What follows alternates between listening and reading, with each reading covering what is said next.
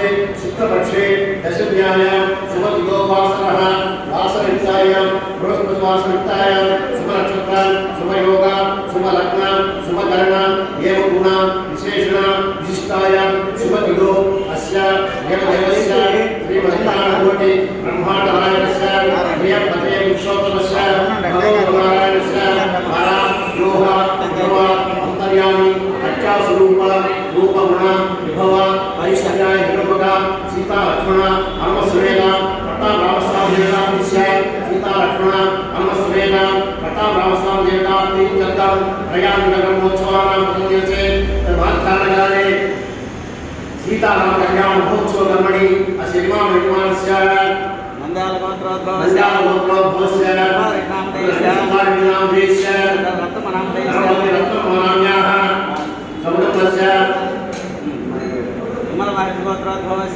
गोत्रोद्भवस्य कुमार नामदेशस्य श्री कल्याण नाम्याः समुद्रस्य सपुत्रस्य सपुत्र्यस्य सभ्रातृस्य सभानवस्य वीर्यज्ञ अभय आयुरारोग्य ऐश्वर्य अमृतत्वं यजमानस्य आदित्यादीनां नवानां ग्रहाणां अत्यन्त आनुकूल्य अतिशय फलप्राप्त्यर्थं यजमानस्य ये ग्रहाः अरिष्टस्थानेषु स्थिताः अत्यन्त शुभफलप्राप्त्यर्थं यजमानस्य ये ग्रहाः शुभस्थानेषु स्थिताः अत्यन्त शुभफलप्राप्त्यर्थं यजमानस्य मनोवाञ्छ मनसिद्धयजमानस्य अखण्ड व्यापारार्थं यजमानस्य वर्षे वर्षे पर्यन्तं कल्याण महोत्सव कर्मणि हेमा सृष्टकाम्यात्मसिद्धम् अस्मिन् ग्रामे स्थितानां प्रजानां ब्राह्मणाः सर्ववर्णानां सर्वेषां भक्तजनानां च व्याधि चोरा मुद्राचक्रे निवेशकविनोदानं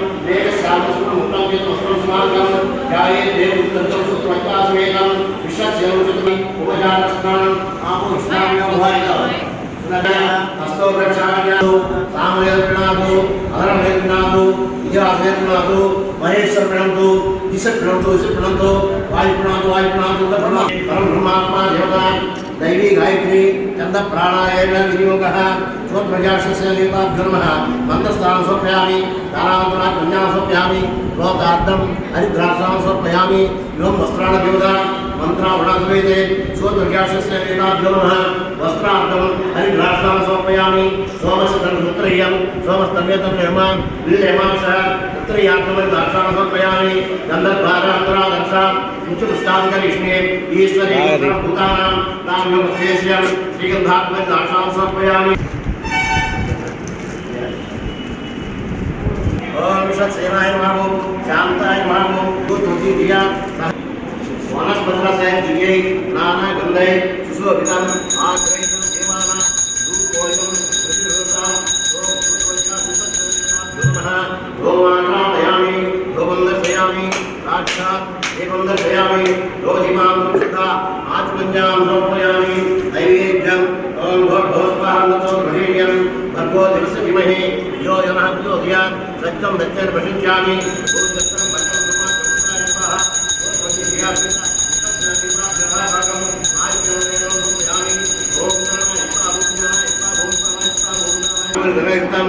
मुक्ताचुर्मार्गं ताम्बूलं मरीचिर्यत्राण्डे विघ्नान्तकासूर्याय विश्वक्सेनाय ते नमः स्वध्वजेयासित विश्वक्सेनाभ्यो नमः आनन्दकर्पूर नीराजनन्दस्य नीराजनां सुधा आत्मन्यां समर्पयामि जय सुमक्रमारभ्यापरसितं विघ्नं विघ्नसहतं विश्वक्सेनोमाश्रये सूत्रतीर्यासित विश्वक्सेनाभ्यो नमः सुवर्णदीय परिमलपत्रपुष्पां समर्पयामि लघुचारूजां समर्पयामि यस्य पुञ्चाचां नामोक्तां दिशु योनसंसारं सिद्धिहीनं क्रियाहीनं गतिहीनं अनेर्घं भवानाय जोर्सूत्यां पूजाय पूजयासि भगवान् सुप्रातः सूर्योदयासि विश्वक्सेनता सुप्रैलापना भूत्वा करे शुभकर्मण्यविघ्नमस्तु श्रोत्रमति जयासेकान्तं भविष्यदायु स्वसतेन्द्रिय आयुष्ये विश्वक्सेनदेवताभ्यो नमः यदा स्थानं प्रवेशयामि सोमनाथं क्षेमाय पुनरागमनाय च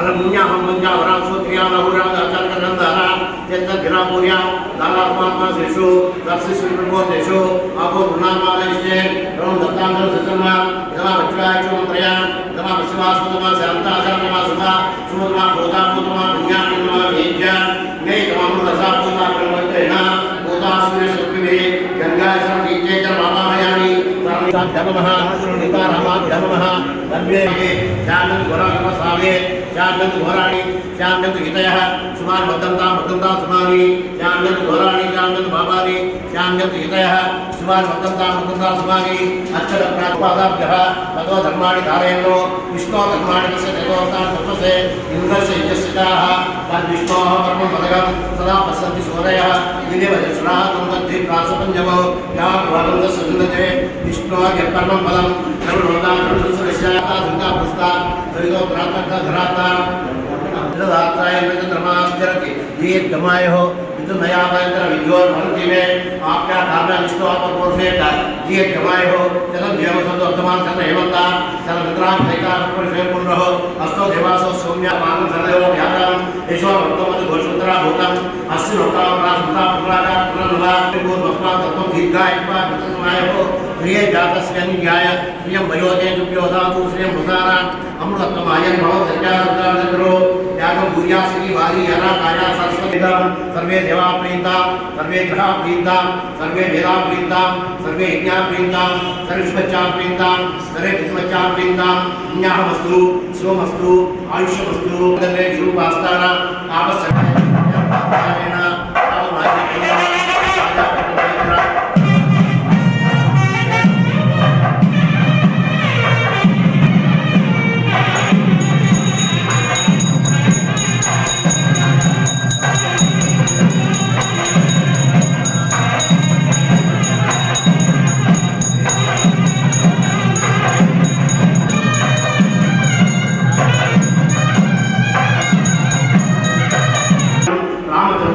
मधुपर्येण पूजयिष्ये कलगर्भेण रक्षासुमनं पूजां च करिष्ये रक्षासुमनं देवताभ्यो नमः ध्यायामि ध्यानयेन सोमकन्याकन्याहन्ताय मावो शेषां सम्भोज्यताभ्यो सुशोभितं आग्रहीतदेवानां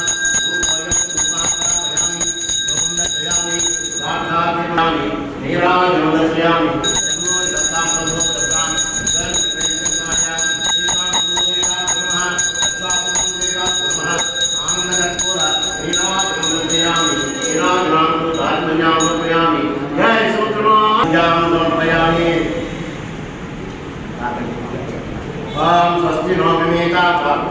स्वस्ति नो मिमीतामस्विना भगस्वस्ति देवरणः स्वस्ति नो कृते स्वस्ति वन्दामनिकरेम सूर्या चन्द्रमनसा विवा पुनर्दलग्नता जनता जनेमहे स्वस्ति अनन्ताक्षमस्नेमि महद्भूतं वायुसन्देवता रोहितशोनाभिवारहेम भजन्ते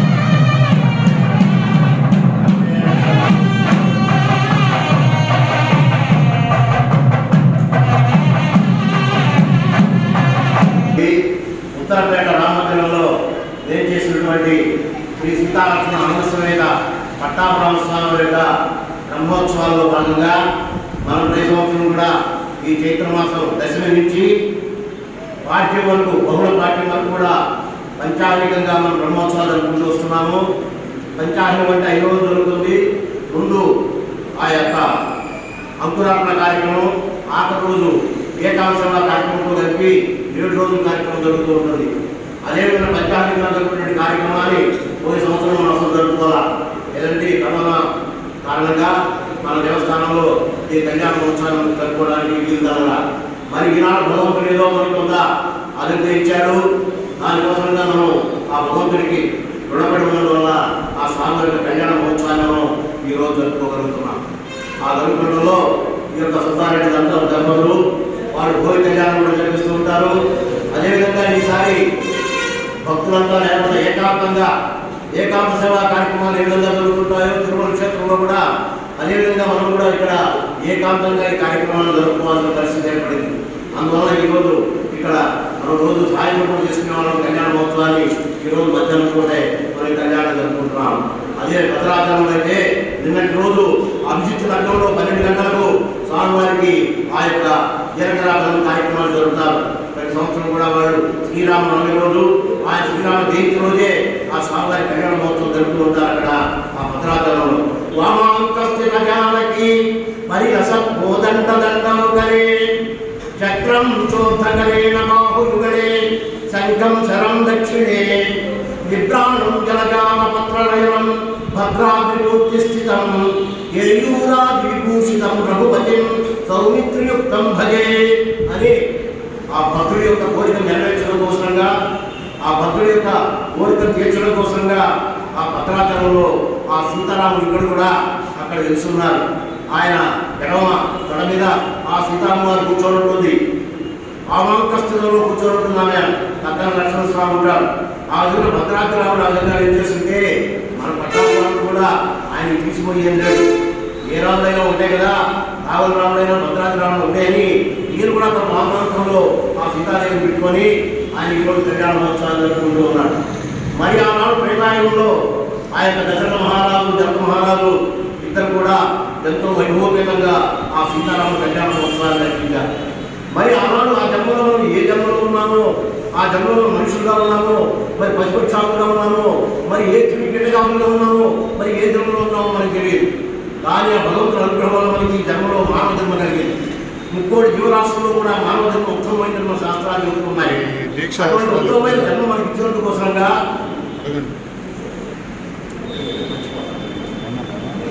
ఉన్నాం కాబట్టి ఆ స్వామివారి యొక్క గుణాన్ని తీర్చుకోవాల్సిన బాధ్యత మనకి ఉంది. కాబట్టి మనం ఈనాడు ఆ జన్మలో చూసామో లేదో ఆయన వాడు ఏ విధంగా చేశారో తెలియదు.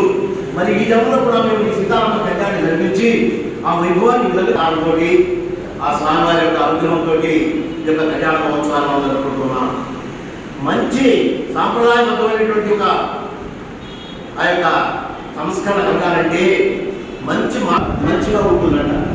ఆ విధంగా కార్యక్రమాలు జరపడంలో కానీ, ఉత్తమమైన కార్యక్రమాలు జరపడంలో కానీ, ఉత్తమమైన సమాజం కావాలంటే, ఉత్తమమైన మానవుడు ఉండాలంటే శ్రీరామచంద్రుడు ఒక్కడే ఉత్తమ మానవుడు. ఆయన ఒక్కడే మర్యాద పురుషోత్తముడు. ఈ ఎన్ని పురాణాలు ఇతిహాసాలు చూసినా కూడా ఆయన ఇచ్చిన దైవం లేదు, ఆయన ఇచ్చిన పురుషోత్తముడు లేడని చెప్పని మన మనుషులతో కూడా వాళ్ళంతా నిర్ధారణ చేశారంటున్నారు. అటువంటి ఆ సీతారాముడు ఆయన ఈ యొక్క మర్యాద పురుషోత్తముడుగా ఉంటూ తాను అదే దైవంగా దాని గుణకాలు ఉంటుంటే మనందరూ కూడా ఆయన అనుసరించాం.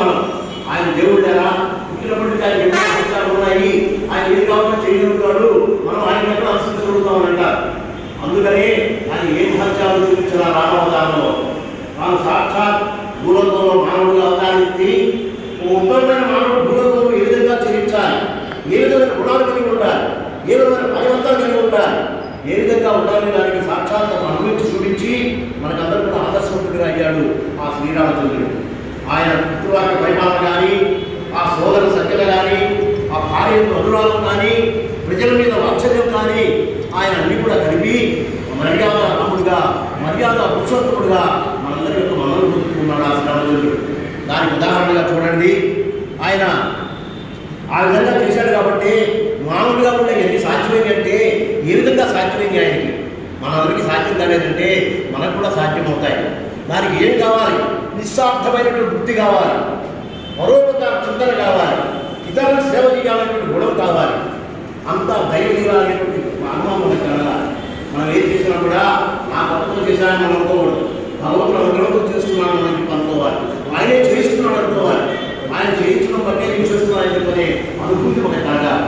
అటువంటి అనుభూతి కలిగినప్పుడే రాముడు రాజా మనకి ఆ యొక్క స్వార్థ బుద్ధి ఉండకూడదు, పరోపకార చింతన ఉండాలి, నిస్వార్థ సేవ చేయాలి, దీని యొక్క మీద కరుణ కలిగి ఉండాలి. ఇవన్నీ కూడా రాముడు చూపించి ఆచరింపజేశాడు.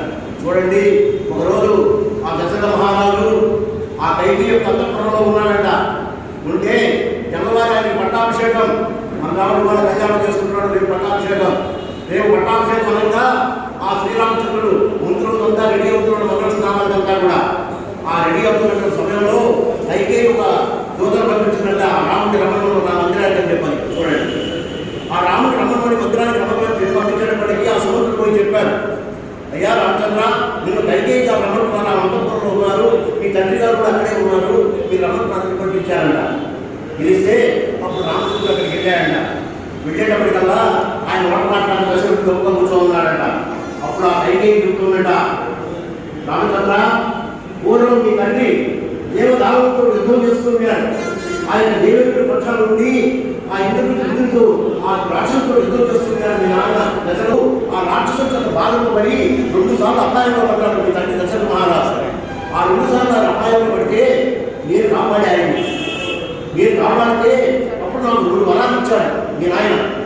ఏమన్నాయంటే తర్వాత కోరుకోమన్నాడు, కానీ నా ఇష్టం కోరుకుంటా అని చెప్పి అన్నా 2 వరాలు కూడా. మరి ఈనాడు అవసరం వచ్చింది నాకు, అందుకని మీ నాయన చెప్పడాలనుకున్నాడు సిగ్గు వలలో, భయం వలలో.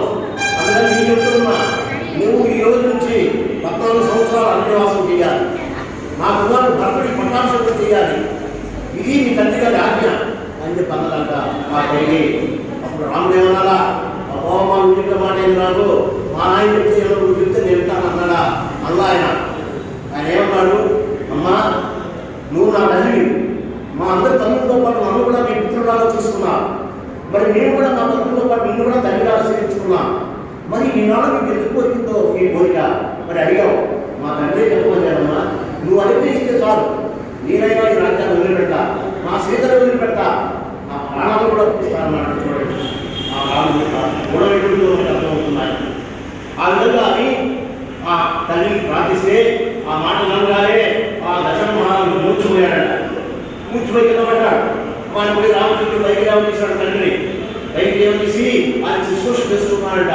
అప్పుడు ఆ వైద్యం అంటున్నాక, ఎవరైనా రామచంద్ర, మీ తండ్రికి శుశ్రూష చేసేటువంటి సంకల్పంతో ఈ యొక్క అరణ్యవాసాలను వాయిదాలు అనుకుంటున్నాను, అదే కుదరదు, నువ్వు కానీ నువ్వు అని అన్నారు. చూడండి, అప్పుడు ఆయన ఇంకా కోపపడ్డా, అమ్మ తండ్రికి బాగాలేనప్పుడు సేవ చేయాల్సిన బాగా పుత్రుడుగా నాకు ఉంది కదా, అది చెయ్యాలి కదా, అది చేసి నేను వెళ్తానమ్మా, నేను వెళ్ళటం లేదు అంటం లేదు, నేను తప్పకుండా వెళ్తానని చెప్పి అన్నాడంట ఆ యొక్క శ్రీరామచంద్రుడు. అప్పుడు లక్ష్మణుడి కోపం వచ్చిందంటే వచ్చి చూశాడు. ఏంటన్నా నువ్వు ఇంకా చూస్తున్నావు, ఆ తల్లి ఖండించాలను ఆ దుర్మార్గమైన ఆలోచన చేస్తుంది అని చెప్పి కోపించుకున్నాడంట. ఆ లక్ష్మణుడు ఎవరయ్యా అంటే శేషాస సంభూతుడు, ఆ విష్ణుమూర్తి అవతారంలో ఉండగా ఆ విష్ణుమూర్తికి పడగగా ఉంటూ ఉండేవాడు. ఎండగలిగితే ఆ పడగలాగా ఉంటూ ఉండేవాడు, పడుకుంటే పాల్పులాగా ఉంటూ ఉండేవాడు, కాళ్ళకి చెప్పులు కావాలంటే చెప్పులుగా మారేవాడు. ఆ విధంగా ఆ శేషుడు ఆ యొక్క శ్రీనివాసుడు సేవ చేస్తూ ఉండేటువంటి వాడు. అందుకనే మళ్ళీ జన్మలో కూడా ఆ రామచంద్రుడికి సోదరుడుగా నిర్మించాడు. సోదరుడిగా నిర్మించి ఆ శేష ఆవుడికి ఆయన సేవ చేయాలని ఉద్దేశంతో లక్ష్మణుడు రాముడికి వచ్చాడు. మరి అటువంటి ఆ లక్ష్మణుడికి ఇంకా పాతకాలంలో ఉన్న ఆ శేషుడి పూర్తి ద్వారా పుస్తకం ఉన్నాడంట కోపంతో. అప్పుడు రామచంద్రుడు ఉన్నాడంట, అప్పుడు నువ్వు కోపంగా ఉన్నావు, కోపాన్ని చల్లార్చుకో, మన తల్లి మన కోసంగా ఏమీ చేయలేదు, ఆమెకు ఏదో దైవం ప్రేరేపించిందాన్ని, లేకపోతే ఉన్నతో ఎంతో ప్రేమగా చూసింది, మనం కూడా ఆమె ప్రేమగా చూస్తున్నాం. మరి ఈనాడు ఆమె ఎందుకు కఠోరమైనటువంటి ఆ యొక్క తీర్పు తీసుకుందో మనకేం తెలుసు. దైవం చేతులు మనందరూ కూడా నిస్సహాయం, ఆయన ఆడించినట్టు మనం ఆడాలా. అందువలన కైకేయే కాదు, నువ్వే కాదు, నేనే కాదు, అందరూ కూడా ఆ దైవం చేతుల్లో తీర్మానం కాబట్టి ఆమె ఎందుకు ప్రేరేపించిందో మమ్మల్ని అనుసరించి తీరాలి ఆయన అని చెప్పి లక్ష్మణుడికి చెప్పాడంట. ఆ విధంగా చెప్పి ఆయన ఆ ఆ యొక్క గల్లి అన్ని తీసుకొని ఆ యొక్క కౌశికానికి పోయి ఆ గుణాలు చేయగలిగాడట. ఇవన్నీ కూడా చేయగలిగాడంటే అతనికి నిస్వార్థ బుద్ధి ఉంది, చాలా గట్టి ఉంది, పరోపకార దీక్ష ఉంది ఆయనకి. ఏమైనా కూడా ఈ రామం ఎందుకు ఎత్తావై అవతారం అంటే పరోపకారాయ దీక్షాయ మన రామజన్మత అన్నాడు. నేను రామజన్మ ఎందుకు ఎక్కానంటే ఉపకారం చేయడానికి నేను పుట్టాను, నేను కష్టాలు పడ్డా పర్వాలే, ఉపకారం చేయడానికి నేను జపించాలని చెప్పని రామచంద్రుడు పుట్టినట్టుగా ఆయన అటువంటి బుద్ధుడు కాబట్టి మనకి ఆ యువకుడికి కవి చేయగలిగాడు. అదేవిధంగా మనం కూడా అటువంటి ఆలోచుకున్నట్లయితే చూసాం, మనం 10 సంవత్సరాల అంతా కూడా పెద్ద కోటీశ్వరుడు లేడు, పేదవాడు లేడు, అందరూ కూడా కరోనా బారిన పడ్డారు, ఎన్నో ఇబ్బందులు అనుభవించారు. ఈ సంవత్సరం మళ్ళా కూడా వస్తున్నారంటూ ఉన్నారు. కానీ ఆ రాముడు అనుగ్రహం మనకి ఉంది కాబట్టి మనం ఎలాంటి ఇబ్బందులు లేకుండా ఈ కార్యక్రమాలు ఇంతవరకైనా జరుపుకోగలుగుతున్నాం. కాబట్టి ఆ కరోనా కూడా అంటుందంట, నువ్వు ఇప్పటిదాకా మిమ్మల్ని కొంతవరకు నేను పరీక్షించా, మీరందరూ కొంతమంది తట్టుకున్నారు, కొంతమంది బాగుపడ్డారు, కొంతవరకు ఇంకా కొద్దిగా ఉంది మీలో స్వార్థపరత్వం ఉంది మీ దగ్గర, సంకుచితత్వం ఉంది మీ దగ్గర, పరోపకార దీక్ష లేదు మీ దగ్గర, ఆ సంవత్సరంగా పరిచారంగా ఉండాలి. అవన్నీ కూడా చేస్తామని కానీ మీరు ఎప్పటికైనా సరే ప్రజెంట్ చేస్తే మీ దేశాన్ని వదిలిపెట్టిపోతాను అంటూ ఉందంట ఆ కరోనా. మనందరం ఆ విధంగా ప్రజెంట్ చేయగలమా, ఆ విధంగా ఉంటామని చెప్పగలమా? ఆ కరుణ దయ ఆ అమ్మాయికి అనుగ్రహంగా మనకుంటే తప్పకుండా మనం ఆ ప్రజెంట్ చేయగలుగుతాం, ఆ కరోనాని పాల్గొనగలుగుతాం, మళ్ళీ మన రామరాజ్యాన్ని మనం స్థాపించుకొని ఆ రామరాజ్యంలో మనం జీవించగలుగుతాం. అదేవిధంగా ఈరోజు కార్యక్రమంలో భాగంగా మనము ఈ కళ్యాణ మహోత్సవంలో స్వామివారికి ఆ విశ్వసేన ఆరాధనటువంటి కార్యక్రమాన్ని చేసుకున్నాం. ఆ తర్వాత ఆ స్వామివారికి పుణ్యాలటువంటి కార్యక్రమాన్ని మనం జరుపుకున్నాం. ఆ తర్వాత రక్షాస్త్ర బంధనం అంటే వివాహ దీక్ష కూతురు బంధనాన్ని ధరించారు సీతారాములిద్దరు కూడా. నేను ఇప్పుడు కళ్యాణం చేసుకుంటున్నాను చెప్పని వాళ్ళు ఆ కంకణాలు ధరించారు. అదేవిధంగా ఈ కన్యాదాతలు కూడా మేము ఆ స్వామివారికి కళ్యాణాలు చేస్తున్నామని చెప్పని వాళ్ళు కూడా కంకణ ధారణ చేసుకున్నారు. దీనికి ప్రయత్నాలు విద్యుత్తులు అవుతూ ఉన్నారు. అదేవిధంగా స్వామివారి యొక్క కళ్యాణ మహోత్సవంలో భాగంగా ఆయన పాప అయోధ్య నుంచి వచ్చాడు. అప్పుడే ఎండలు ముదిరిపోయింది, మామిడికాయ మొరగాయ రాకముందే ఎండలు ఎక్కువగా ఉంటున్నాయి. మళ్ళీ మామిడికాయ మొరగాయ వచ్చారంటే ఇంకా వేడి ఎక్కువైపోతుంది మానవుడికి. పాపం ఆయన అక్కడ అయోధ్య నుంచి వచ్చాడు. అయోధ్య రాము ఆ సీతమ్మ మన కావాలనే మన ఆడపడి చేయాలి, ఆమె పెళ్లి కూతురుగా ఈ పక్క ఇంట్లో నుంచి వచ్చింది ఇక్కడికి.